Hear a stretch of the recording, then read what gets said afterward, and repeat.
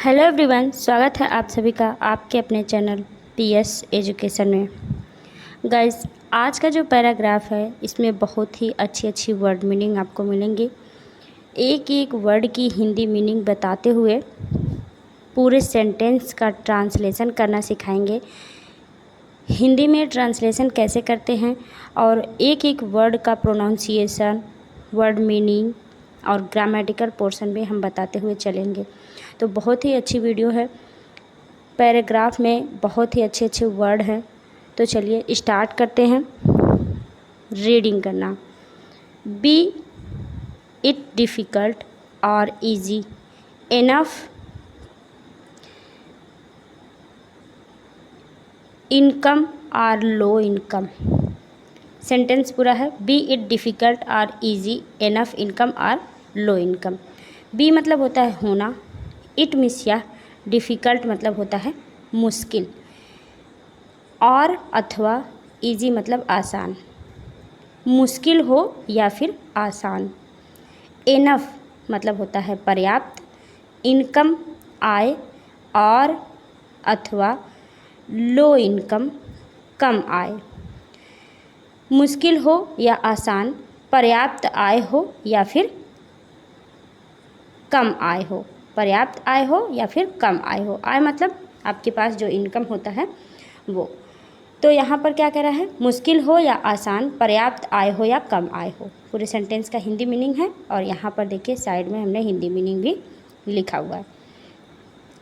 वाट ever work, कोई भी काम, वाट एवर वर्क कम्स आता है, इन हैंड हाथों में या हाथ में। कोई भी काम हाथ में आता है। यहाँ पर देखिए प्रेजेंट इंडेफिनिट टेंस है इसलिए कम में एस लगा हुआ है, तो यहाँ पर हो जाएगा कम्स मतलब आता है। कोई भी काम आपके हाथ में आता है मतलब कोई भी काम हाथ में आता है या आए। He must do it, he means वह या उसे, मस्ट मतलब ज़रूर, डू मतलब करना चाहिए, इट मीन्स इसे, उसे अवश्य कर लेना चाहिए। कोई भी काम आपके हाथ में आए तो उसे आपको अवश्य कर लेना चाहिए।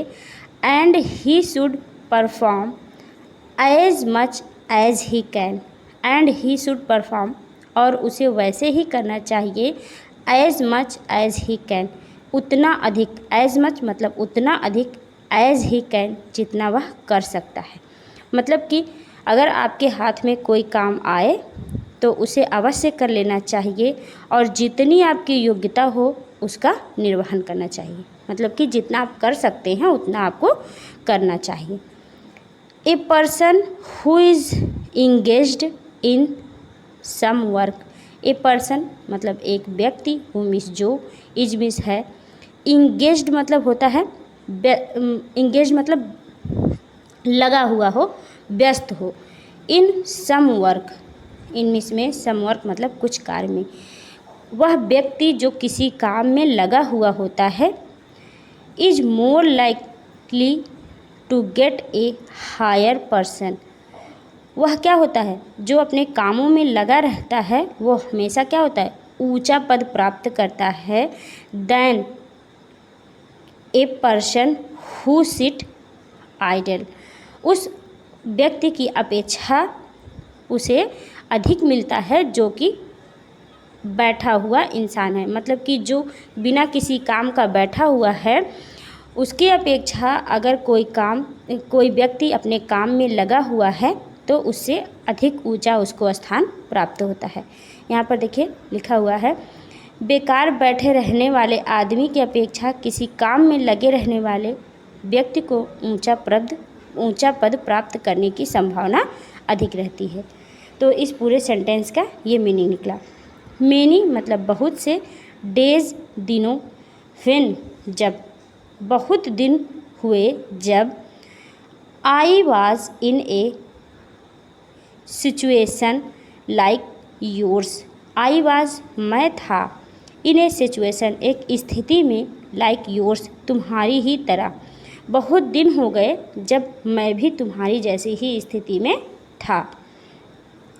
Could not find, could not नहीं, फाइंड मतलब पाना, एनी मतलब कोई भी, बेटर अच्छा, जॉब मतलब कि कोई मजदूरी, then a porters, I was in a situation like yours, मैं तुम्हारी जैसी ही स्थिति में था तब।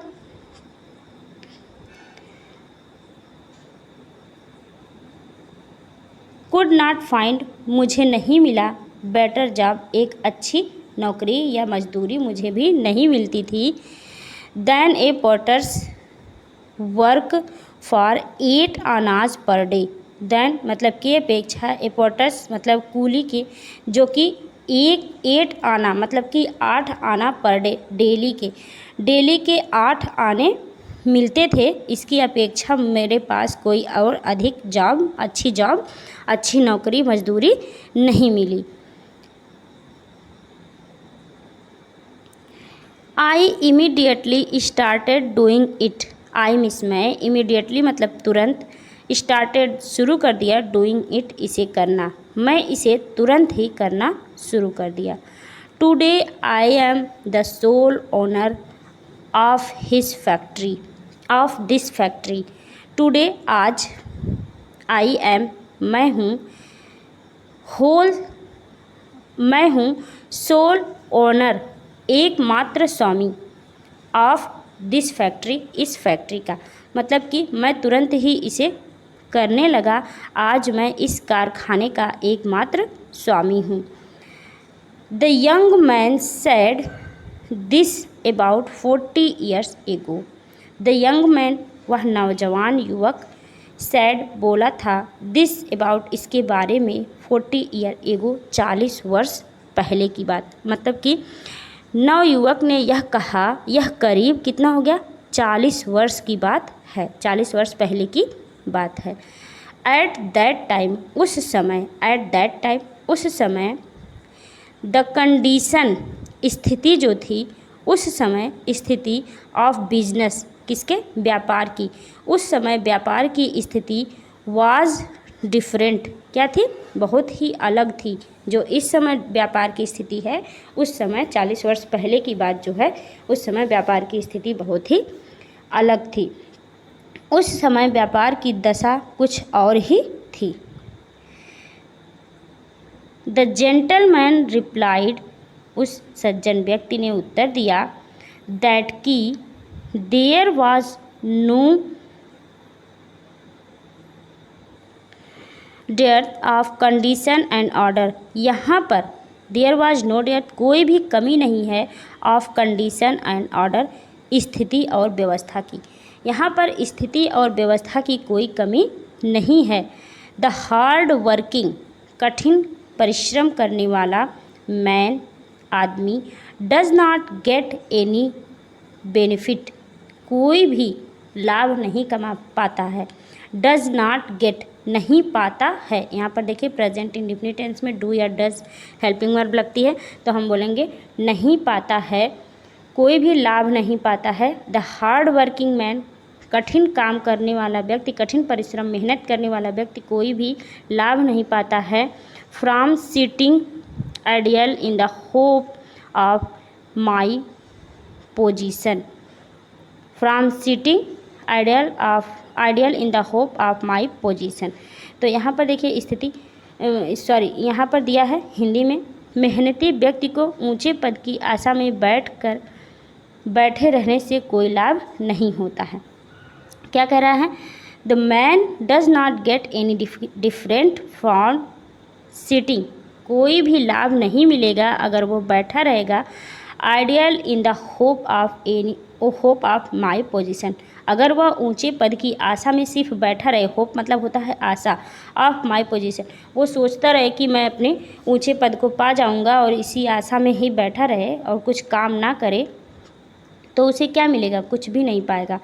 वाट एवर जब कभी भी, work is being offered to him, whatever जो भी काम, work is being offered to him उसे दिया जाए, ऑफर्ड टू हिम उसे दिया जाए मतलब कि उसे अगर कोई भी काम मिल जाए, ऑफर हो जाए, उसको मिले, ही शुड एक्सेप्ट उसे एक्सेप्ट करना चाहिए, स्वीकार कर लेना चाहिए। इट इमीडिएटली, इसे तुरंत ही। अगर आपको कोई भी ऑफ़र मिले, किसी भी काम का ऑफ़र मिले, तो उसे आपको तुरंत ही स्वीकार कर लेना चाहिए, बल्कि यह ना सोच कर के बैठे रहें कि हमें कोई ऊंचा पद मिलेगा तभी हम कठिन परिश्रम करेंगे, उसकी सोच में नहीं बैठना चाहिए। इवन यदि if it is insignificant, even it is insignificant, भले ही वह नगण्य ही क्यों ना हो। भले ही वह नगण्य मतलब कि बहुत ही कम पैसे वाला काम क्यों ना हो, अगर आपको मिले कोई चीज़ का ऑफ़र, किसी काम का ऑफ़र, और आपके पास कोई जॉब नहीं है, आप खाली बैठे हैं, तो उसे आप एक्सेप्ट कर लें। आपको एक्सेप्ट कर लेना चाहिए, स्वीकार कर लेना चाहिए, भले ही वह नगण्य हो, मतलब कि भले ही उसमें कोई ज़्यादा इनकम आपको ना मिले।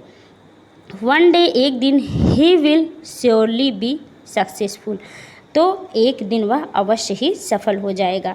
भले ही वह काम छोटा हो, उसे आपको एक्सेप्ट कर लेना चाहिए, तो एक दिन ऐसा आएगा, अगर आप उसे एक्सेप्ट कर लेते हैं, करना स्टार्ट कर देते हैं, तो बैठने से तो अच्छा है कि एक दिन आप सक्सेसफुल हो जाएंगे, एक दिन आप सफल ज़रूर हो जाएंगे।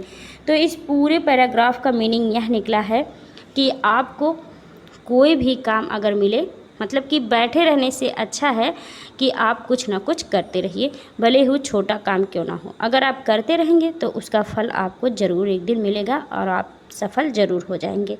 आई होप पैराग्राफ आपको अच्छा लगा है और बहुत ही अच्छे अच्छे वर्ड मीनिंग आपको मिले हैं। अगर आपको पसंद आई है वीडियो तो लाइक ज़रूर कर दीजिएगा, शेयर कर दीजिएगा, चैनल पर नए हैं तो चैनल को सब्सक्राइब कर लीजिएगा। Thank you, thanks for watching the video.